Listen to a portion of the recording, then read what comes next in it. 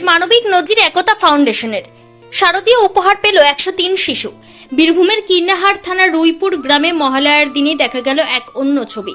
স্বেচ্ছাসেবী সংগঠন একতা ফাউন্ডেশনের উদ্যোগে এলাকার 103 জন শিশুর হাতে তুলে দেওয়া হলো শারদীয়ার বিশেষ উপহার।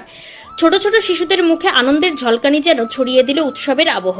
2020 সালে লকডাউনের সময় কয়েকজন স্থানীয় মানুষ মিলে গড়ে তোলা এই সংগঠনটি ইতিমধ্যে নানা সমাজসেবামূলক কাজে নিজেকে যুক্ত করেছে। আজকের অনুষ্ঠানে উপস্থিত ছিলেন জামনা ধুবাটি নীলরতন উচ্চ বিদ্যালয়ের শিক্ষক প্রেমাংশু রঞ্জন ঘোষ ও দীপক কুমার ঘোষ, কীর্ণাহার উচ্চ বিদ্যালয় পরিচালন সমিতির সভাপতি মনোজ কুমার ঘোষ, কীর্ণাহার থানার আধিকারিক সহ এলাকার বিশিষ্টজনেরা। একতা ফাউন্ডেশনের সভাপতি যোগেন্দ্রনাথ দাস বৈরাগ্য বলেন, আমরা সবসময় মানুষের পাশে থেকেছি, আগামী দিনেও থাকব। সমাজের দুর্বল ও প্রয়োজন মাফিক মানুষের সেবাই আমাদের মূল লক্ষ্য। শুধু উৎসবেই নয়, সারা বছর নানা উদ্যোগে যুক্ত থাকে একতা ফাউন্ডেশন।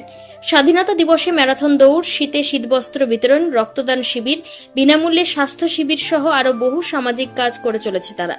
সমাজের প্রতিটি স্তরে মানবিকতার ছোঁয়া পৌঁছে দিতেই তাদের এই নিরলস চেষ্টা।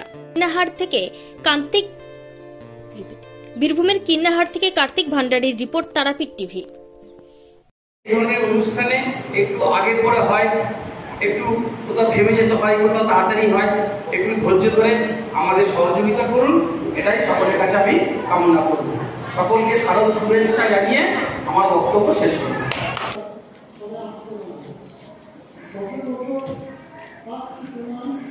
কাজ করছি।